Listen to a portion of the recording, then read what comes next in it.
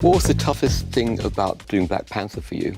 For me, it was the fact that as a person of African descent, this searching for what my real culture is, living that and believing that space and showing that on screen and you know, just being able to give that to an audience, to say that I know so much about my past, I know so much about my history, which I, you know, as an African American, I've searched for that my entire life. But to be a person that didn't have to search for it. What do you It mean was you searched? given to me. What do you mean you searched for that your whole life? Meaning you Only being able to go so far back. Yeah, being Where you able to where go you so far from, and back. people say, you know, El Salvador, Yeah. or you name a country. You know exactly where. You say Texas. Yeah, you know that's as far back as we can go. Yeah, you know, or what? Having that as something that you're like, oh, not only not only do I know, but I value it. Like there's a certain patriotism to something that is never been lost. It's ancient. And being able to hold on to that, it was something that throughout the movie, I was like, wow, the weight of that is something that I have to convey to the world. Because you could do that movie and it's a parody of that idea, and that is insulting.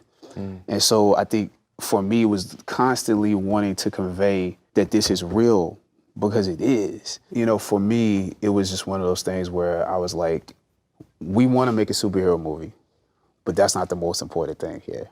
And people will love the superhero movie if they get this other thing from it. I never thought I would see a studio say, yeah, we're gonna put the money behind this movie with basically, you know, mostly a Black cast. Yeah. Sometimes we as African Americans, we have the Black version, and it's never as good. They never put as much into it, and so it made me, you know, more idealistic, and I think that's aspirational for not just myself, but for other people, and not just in film, but in, you know, other arenas. Did you think the odds were against you growing up in South Carolina? It wasn't even a possibility. Like, you know, there was nobody. My brother actually was into the arts. He did musical theater, he danced. And so because he did that, I think I saw it as a possibility. But other than him, nobody around me saw that as a, you know, viable career. I think you should only do it if you love it, because it's not all the glitz and glamour people think it is. It's really a blue collar job. And you work overtime, you sweat, you get hurt. You're an athlete, you're everything that is necessary, and you're pulling from things that most people don't usually deal with. You're dealing with political parts of your reality, social parts of your reality, race in a way people don't have to deal with, gender in a way people don't have to deal with on a day-to-day basis.